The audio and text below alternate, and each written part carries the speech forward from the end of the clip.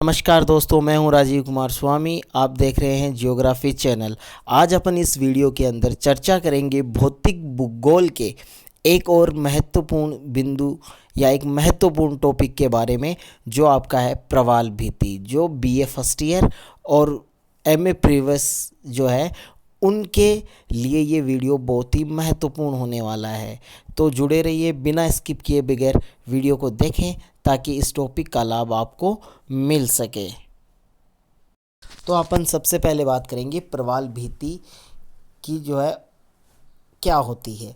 तो प्रवाल भित्ति की अगर अपन बात करें तो प्रवाल भित्ति जो होती है वो एक प्रकार की समुद्री स्थलाकृतियों के अंदर आती है, जो चूना प्रधान जीवों के स्तरीयकरण की वजह से विकसित होती है।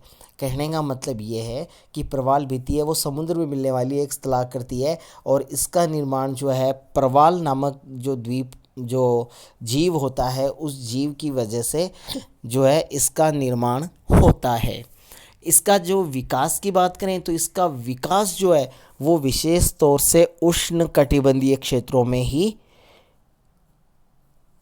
ही पूर्वी घाट के किनारे बांध की भांति होता है। यह एक कटक नुमा आकृति होती है, यानी कटक के समान आकृति होती है, और निम्न ज्वार के समय जो है ये स्थलाकृति है वो देखने को मिलती है। प्रवाल भित्ति और उसके बीच समुद्र में जो है जो जल पाया जाता है वो जल जो निम्न ज्वार के समय लेंगुन के रूप में दृष्टिगोचर होता है। इसके अलावा प्रवाल भित्ति और तट के बीच का जो भाग होता है उसमें कई बार ज्वार की वजह से पानी भर जाता है, और वही जो भरा हुआ पानी होता है वो पानी या वो जो क्षेत्र होता है पानी का, वही क्या कहलाता है, लेंगुन झील कहलाता है। तो याद रखना है कि लेंगुन झील क्या होती है। ठीक है, अब अपन बात करते हैं प्रवाल भित्ति। तो प्रवाल भित्ति का जो विकास है, ठीक है, उसके बारे में अपन बात करें तो 30 डिग्री उत्तरी से 30 डिग्री दक्षिणी अक्षांशों के मध्य जो है इसका विकास है वो होता है। देखिए, इससे ज़्यादा भी होता है, ठीक है, ज़रूरी नहीं है कि इन्हीं के बीच में हो, लेकिन मोस्टली जो है वो 30 डिग्री उत्तर से 30 डिग्री दक्षिणी अक्षांशों के मध्य जो है ज़्यादा होता है। ठीक है, तो ये आपको याद रखना है। इसके बाद में बात करें, लेकिन कुछ प्रवाल भित्तियाँ ऐसी भी देखने को मिली हैं जो मध्य और उच्च अक्षांशों पर भी है, वहाँ भी जो है पाई गई हैं। कहाँ पर पाई गई हैं? मध्य और उच्च अक्षांशों पर। ठीक है, तो इसका वैसे कोई निश्चित नहीं है, लेकिन आप अगर जो है मोस्टली पूछा जाए तो 30 डिग्री से 30 डिग्री दक्षिणी अक्षांश के मध्य आपका जो है इसका विकास है वो ज़्यादा देखने को मिलता है। ठीक है, मध्य अक्षांश और उच्च अक्षांश जो है यहाँ पर जो है बहुत ही कम प्रवाल भित्तियाँ पाई जाती हैं, कोई अपवाद स्वरूप। और इसका प्रमुख यहाँ पर पाए जाने का जो प्रमुख कारण है वो है जलवायु परिवर्तन या प्लेट विस्थापन यानी प्लेट विवर्तन की वजह से ऐसा हो सकता है। तो ये एक जो है आपका अलग जो मैटर है वो है। तो आइए अब चर्चा करते हैं प्रवाल भित्ति के विकास के लिए आवश्यक दशाएं, यानी प्रवाल भित्ति जो है, ठीक है, उसका विकास होता है तो कौन सी ऐसी दशाएं हैं या कौन से ऐसे कारक हैं जो प्रवाल भित्ति के विकास के लिए बहुत ज़्यादा महत्वपूर्ण हो जाते हैं। तो प्रवाल भित्ति के विकास के लिए वे परिस्थितियां आवश्यक हैं जो प्रवाल जीवों के लिए आवश्यक होती हैं। ठीक है, यहाँ पर मैं आपको फिर से बता दूं कि प्रवाल जो होता है वो एक जीव होता है, एक समुद्री जीव होता है जो अपने चारों ओर क्या कर लेता है, जो समुद्र में पाया जाने वाला कार्बोहाइड्रेट होता है उसका खोल बना लेता है, उसके अंदर रह जाता है, और फिर वो आपस में क्या होते हैं, जुड़ते जाते हैं, यानी एक स्तर बाई स्तर जो है वो इकट्ठे होते जाते हैं, और उसकी वजह से महासागरीय भाग में या समुद्री भाग आप कह सकते हो, तो उसमें एक द्वीप की रचना हो जाती है, और ऐसे द्वीपों को हम क्या कहते हैं, प्रवालीय द्वीप कहते हैं। ठीक है, अगर हमारे भारत की बात करें तो लक्षद्वीप है वो इसी प्रकार का द्वीप है जो प्रवाल भित्तियों की वजह से अस्तित्व में आया है। और ये जो प्रवाली जीव होता है इसका सही नाम होता है मूंगा। ठीक है, तो ये चीज़ आपको याद रखनी है। तो कॉन्सेप्ट हो गया कि जो प्रवाली जीव होंगे उनके लिए जो आवश्यक दशाएं होंगी वही दशाएं प्रवाल भित्तियों के विकास के लिए आवश्यक होती हैं। क्योंकि प्रवाली जीव जो होते हैं उनके जो अवशेष होते हैं यानी मरने के बाद जो खोल बचता है उनका, तो वो उसी से ही वो प्रवाल भित्ति या प्रवाल स्थलाकृतियाँ विकसित होती हैं। तो दोनों के लिए सेम रहेंगी, ठीक है, यानी जो दशाएं हैं वो दशाएं सेम रहेंगी, जो प्रवाल द्वीप के लिए हैं वही प्रवाल भित्तियों के लिए हैं, ठीक है। तो इसमें आपको कंफ्यूज नहीं होना है। जिन परिस्थितियों में प्रवाल जो है जीवित रह सकता है या अपना विकास कर सकता है, उन्हीं परिस्थितियों में ही प्रवाल भित्तियों का विकास होता है। तो ये आपको याद रखना है। पहले अपन बात करें तो आदर्श तापमान जो है प्रवाल भित्ति या प्रवाल जीवों के लिए एक आदर्श तापमान का होना ज़रूरी है। और आदर्श तापमान की बात करें तो 20 डिग्री सेल्सियस होना चाहिए, ठीक है। और ये तापमान जो है वो कितना होना चाहिए, 20 डिग्री सेल्सियस जो है वो होना ही चाहिए। परंतु विशिष्ट परिस्थितियों में 18 से 25 डिग्री सेल्सियस के मध्य भी विकसित हो सकता है। तो मोस्टली जो इनके लिए एग्जैक्ट तापमान है वो तो है 20 डिग्री सेल्सियस, लेकिन इसके अतिरिक्त 18 से 25 डिग्री जो तापमान होता है उसमें भी प्रवाल भित्तियों या प्रवाल जीवों का विकास हो सकता है, ठीक है। 18 से 25 है, आदर्श दशा है वो 20 डिग्री सेल्सियस है। उसके बाद में अपन बात करें प्रवाल भित्तियों के विकास के लिए जो है समुद्र की जो है आदर्श गहराई जो है वो मानी गई है 45 से 55 मीटर, ठीक है। इसका विकास उसी समुद्री सतह पर होता है जहाँ प्लेक्टन विकसित होता है या सूर्य की किरणें पहुँच पाती हैं। तो नॉर्मली आप जो है इसकी गहराई कितनी रहेगी, 45 से 55 मीटर के मध्य रहेगी। और साथ ही साथ उस क्षेत्र में प्लेक्टन जो है वो पाए जानी चाहिए, क्योंकि ये प्रवाली जीवों का भोजन होता है, ठीक है। तो या जहाँ पर प्लेक्टन की आपूर्ति होगी वहाँ प्रवाल ये जीव जो है वो बड़ी मात्रा में मिलेंगे। तो ऐसी स्थिति जो है वो होनी चाहिए। और सूर्य की किरणें हैं वो समुद्र में जितनी गहराई तक पहुँचती हैं वहाँ तक जो है प्रवाल विकसित हो सकते हैं, लेकिन ज़्यादा गहराई में नहीं। नेक्स्ट अपन बात करें तो प्रवाल जीवों का जो विकास है उसके लिए जो लवणता है, समुद्र की जो लवणता है वो भी क्या होती है, निर्धारित होती है। क्यों,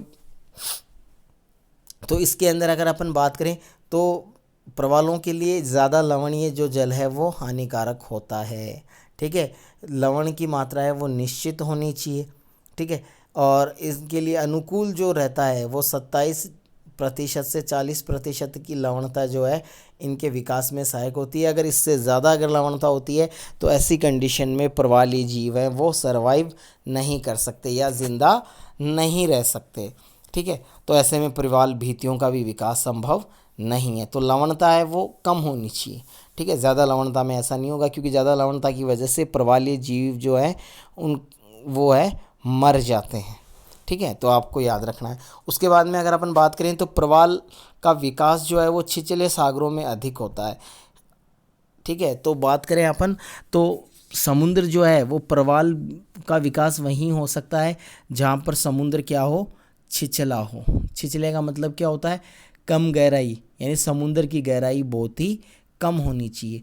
जहाँ पठारनुमा आकृति हो अर्थात सतह का ढाल मंद हो, ठीक है। इसके अलावा जो सतह है वो पठार के समान होनी चाहिए, पठार जैसी आकृति में होनी चाहिए। और साथ ही साथ जो उसका ढाल है वो कम होना चाहिए। यहाँ पर पठार का नाम इसीलिए लिया गया है क्योंकि पठार का ढाल होता है वो कम होता है, ठीक है। तो पठारनुमा आकृति होनी चाहिए, या आप कह सकते हो कि क्या होना चाहिए, ढाल है वो मंद होना चाहिए, ठीक है। तो ये चारों चीज़ें आपको समझ में आ गई। पहले आदर्श तापमान, तो आदर्श तापमान 20 डिग्री माना गया है, लेकिन 18 से 25 में इसका विकास हो सकता है। दूसरी उसके बाद में इसकी गहराई, तो गहराई 45 से 55 मीटर है, और जहाँ तक सूर्य का प्रकाश जाता है वहाँ तक ये विकसित हो सकते हैं। और साथ ही साथ जहाँ पर प्लेक्टन की आपूर्ति होती है वहाँ पर भी इनका विकास हो सकता है। अगर प्लेक्टन नहीं होंगे तो इनका विकास संभव नहीं है। दूसरा है जो है प्रवालों के लिए जो लवण है वो कितना होना चाहिए, जो लवणता है, महासागरीय लवणता, वो निश्चित होनी चाहिए, ज़्यादा लवणता नहीं होनी चाहिए, क्योंकि ज़्यादा लवणता की वजह से प्रवाल जीवित नहीं रह सकते। ठीक है, तो इसमें ये आपको याद रखना है। नंबर 4 आपका हो जाएगा कि महासागर हैं वो छिछले होने चाहिए।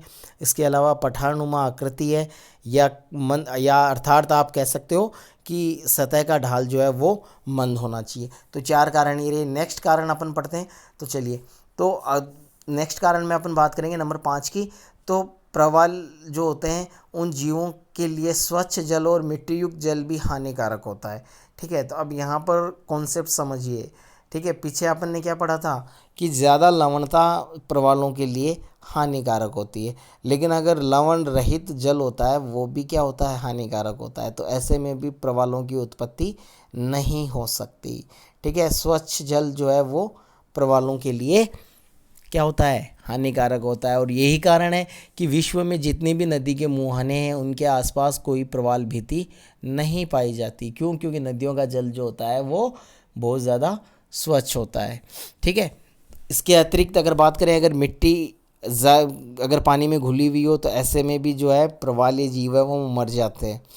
ठीक है, क्योंकि मिट्टी जो है उनके मुंह में चली जाती है और उसकी वजह से उनका मुंह जो है वो बंद हो जाता है, जिसकी वजह से वो खा पी नहीं सकते और उनकी मृत्यु हो जाती है। तो मिट्टी युक्त जल जो है वो भी इनके लिए हानिकारक होता है। और अगर अपन बात करें, और अतः इसी कारण से प्रवाल जो है उनका विकास सतह से दूर होता है। ठीक है, तो सतह से ये दूर होते हैं, इनके विकास।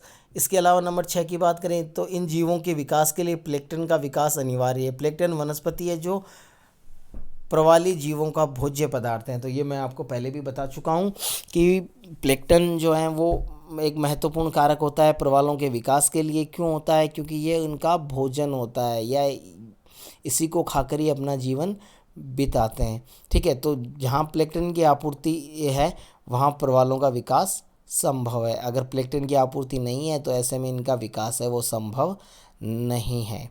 ठीक है, तो प्लैंक्टन क्या है? एक महासागरीय वनस्पति है। अब अगर अपन बात करें तो ऊपर वर्णित जो परिस्थितियां वाले जो प्रदेश हैं वहीं प्रवाली जीवों का विकास जो है वो होता है। इन जीवों के विकास में प्रवाल भित्ति विकसित होती है, और इन्हीं के विकास से जो ये प्रवाली जीव हैं इन्हीं के विकास से क्या होती है, प्रवाल भित्तियों जो है वो बनती हैं या उनका विकास होता है। प्रवाली जीव के अवशिष्ट के अलावा सूक्ष्म वनस्पति के अवशिष्ट भी मिश्रित होते हैं। ठीक है, तो जो प्रवाल जीव होते हैं उनके अवशिष्ट तो इसमें होते ही होते हैं, किसमें? प्रवाल भित्तियों में। इसके अलावा सूक्ष्म जो वनस्पति है वो जो है उसके अवशिष्ट भी इसमें पाए जाते हैं। तो कहने का मतलब है सिर्फ जीव ही नहीं होते हैं, जीवों के साथ साथ क्या होती है, वनस्पति के अवशेष भी इसमें पाए जाते हैं। नेक्स्ट है, अपन बात करते हैं प्रवाल भित्तियों के प्रकार। तो प्रवाल भित्ति है मोस्टली जो है भौगोलिक स्थिति और विशेषता के आधार पर, ठीक है, जो है प्रवाल भित्तियों को है मोस्टली 3 भागों में बांटा है। 3 महत्वपूर्ण जो है प्रवाल भित्तियाँ होती है। पहली आपकी होती है तटीय प्रवाल भित्ति, जिसे फिरिंग रिफ कहते हैं। दूसरी आपकी होती है अवरोध भित्ति, जिसे आप जो है बैरियर रिफ कहते हैं। और तीसरी होती है वलयाकार प्रवाल भित्ति, जिसको एटोल कहते हैं। ठीक है, तो ये 3 प्रकार की आपकी प्रवाल भित्तियाँ होती है। तो सबसे पहले अपन बात करेंगे तटीय प्रवाल भित्ति की। ठीक है, कोस्टल कोरल रिफ, यह तट के किनारे विकसित होती है। इसकी मोटाई सामान्य कम होती है। तो ये इसके नाम से ही पता चल रहा है कि तटीय, इसका मतलब ये है कि ये जो प्रवाल भित्ति है वो तट के पास विकसित होती है। ठीक है, और ये काफ़ी कम मोटी होती है। अधिकतर इसकी मोटाई जो है वो 50 से 55 मीटर तक ही पाई जाती है। यहाँ छिछले लेंगुन होते हैं और ये तट से थोड़ी दूरी पर होती है, इसलिए तट और प्रवाल भित्ति के बीच में लेंगुन का ये निर्माण करती हैं। और ये लेंगुन जो है सामान्य इनकी गहराई जो होती है वो 0.3 से 1.5 मीटर के आसपास जो है होती है। लेंगुन को वोट चैनल कहते हैं।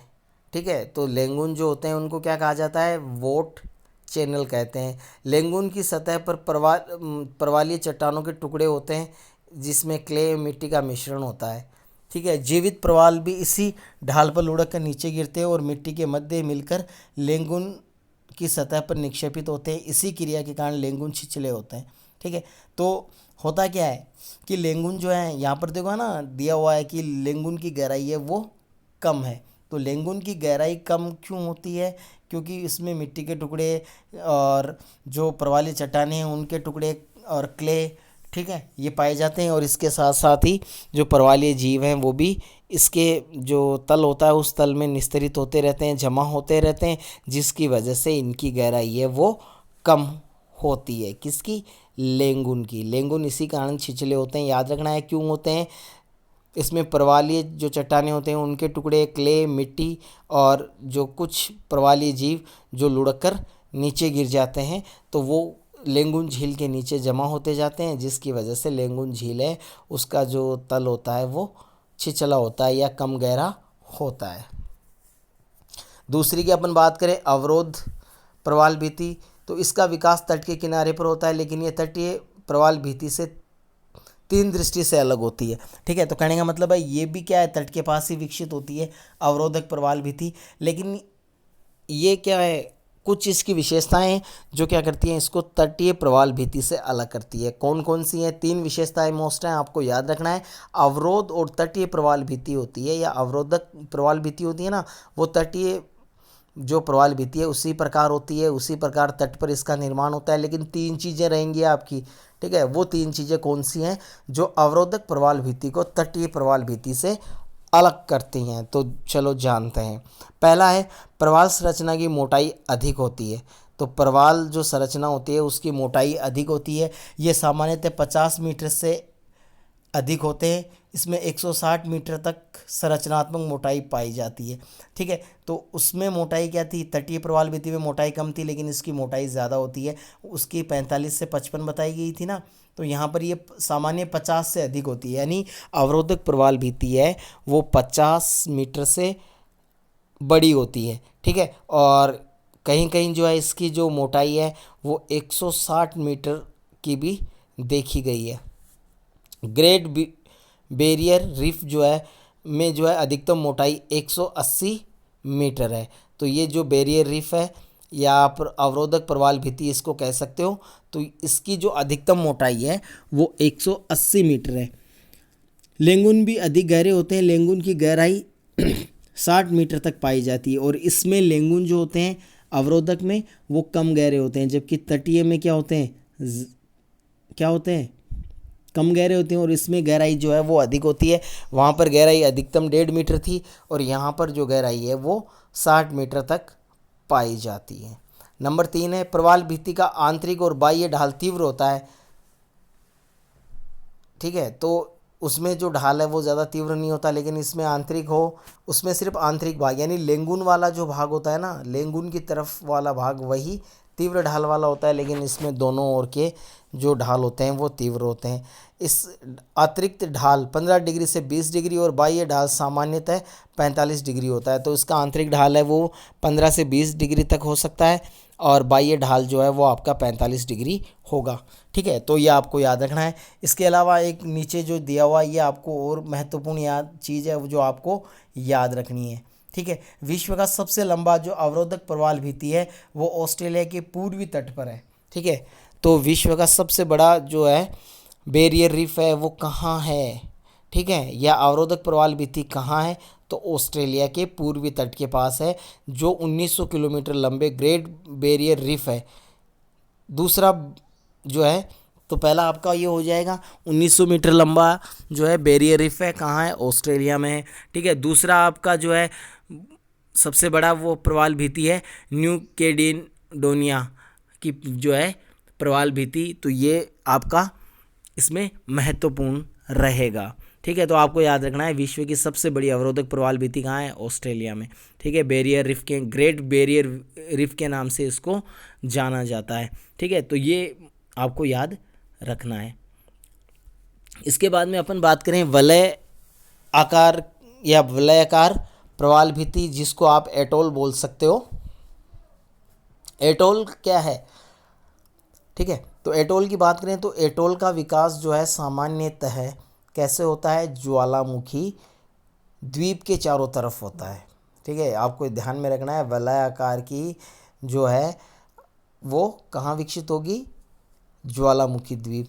द्वीप के किनारों के प्रथम 2 प्रकार की भित्तियां भी विकसित होती हैं, लेकिन वर्तमान समय में द्वीपों के किनारे अधिकतर एटोल ही विकसित होती हैं। वैसे अगर तटों की बात करें तो द्वीपों के जो किनारे होते हैं उनमें प्रथम 2 प्रकार की यानी अवरोधक प्रवाल भित्ति और तटीय प्रवाल भित्ति है वो भी विकसित हो सकती हैं, लेकिन अधिकतर देखा गया या अमूमन आप बोल सकते हो कि अमूमन देखा गया है कि जो द्वीप होते हैं उन द्वीपों के चारों ओर जो पाई जाती है वो एटोल ही पाई जाती है, एटोल का विकास ज़्यादा होता है। ठीक है, वैसे ऐसा नहीं है कि ज्वालामुखी द्वीप पर सिर्फ और सिर्फ एटोल ही बनते हैं, नहीं, तटीय प्रवाल भित्ति भी बन सकती है, अवरोधक प्रवाल भित्ति भी बन सकती है, परंतु सामान्यतः अगर इसको देखा गया, इसकी खोजें हुई हैं अभी तक, जो हमारे पास डेटा उपलब्ध है उसके माध्यम से अगर जो भी हमारे पास जानकारी है तो उससे यही पता चला है कि विकसित तो तीनों हो सकती हैं वहाँ पर, लेकिन संभावना ज़्यादा है विकसित होने की वो एटोल की रहती है, यानी एटोल सबसे ज़्यादा द्वीपों के चारों ओर पाई जाती हैं, यानी द्वीपों के ऊपर एटोल प्रकार की प्रवाल भित्ति है वो सबसे ज़्यादा देखने को मिलती है। वह वलयाकार भित्ति जो स्थायी रूप से समुद्र की सतह से ऊपर हो वह एटोल द्वीप के नाम से जानी जाती है। अब इसके अलावा अगर अपन बात करें तो एटोल जो है वो कैसे बनती है ये तो आपको पता चल ही गया कि द्वीपों के जो किनारे होते हैं उनके चारों ओर ये विकसित होती है, लेकिन कई बार ये जो है ऊंचाई काफ़ी ज़्यादा होती है यानी समुद्र के बाहर आ जाती है।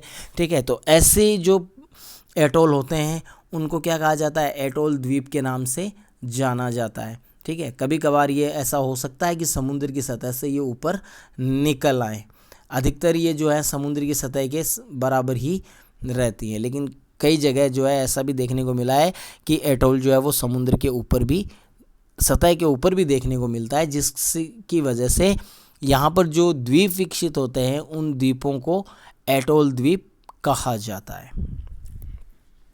ऐसे द्वीपों के आधारभूत जो चट्टानें होती हैं वो बेसाल्ट होती हैं, क्योंकि बेसाल्ट क्या है भाई, ज्वालामुखी से निकलने वाला लावा, तो इनकी में जो चट्टानें होती हैं वो बेसाल्ट होती हैं और बेसाल्ट के ऊपर एटोल भित्ति पुनः अधिक मोटी हो जाती हैं और जो बेसाल्ट आपका रहेगा उसके ऊपर जो प्रवाल है वो आके स्तरबद्ध जो है जुड़ते जाते हैं, जिसकी वजह से एटोल का विकास होता है।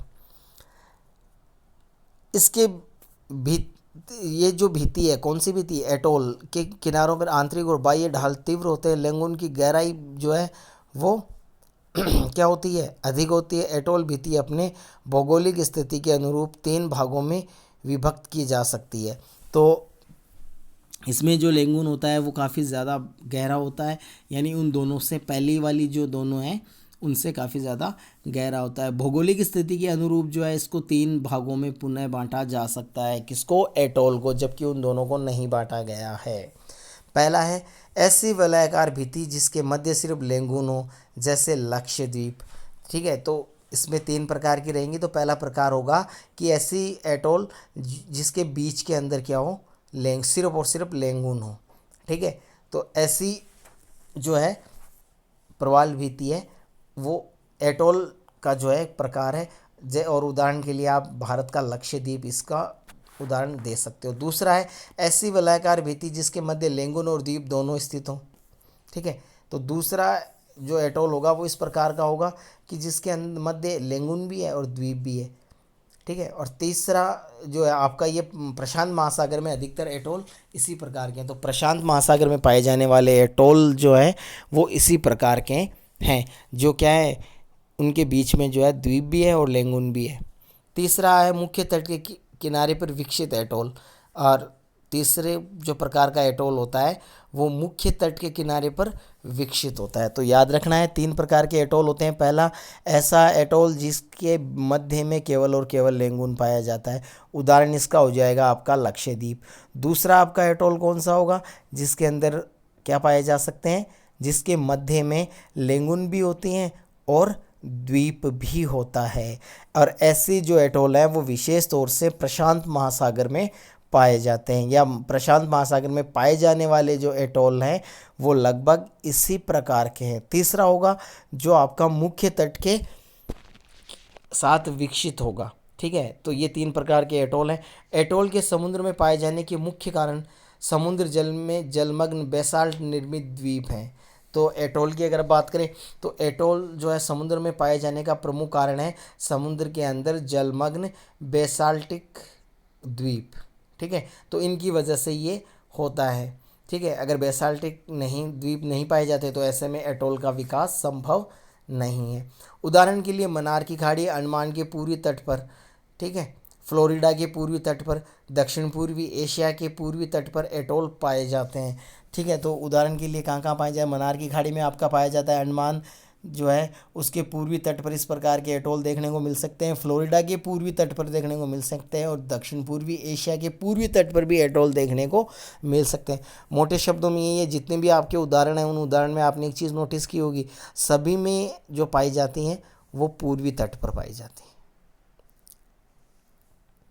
ठीक है, तो आपको याद रखना है मन्नार की खाड़ी, अंडमान, फ्लोरिडा, दक्षिण पूर्वी एशिया के पूर्वी तट। इजी तरीका है। ठीक है, चीज़ों को समझो, यहाँ पर पूर्वी सब में है। ठीक है, पूर्वी तट सब में है, इसलिए आपको याद रखना मन्नार की खाड़ी, अंडमान, फ्लोरिडा और दक्षिण पूर्वी एशिया के पूर्वी तटों पर एटोल पाए जाते हैं।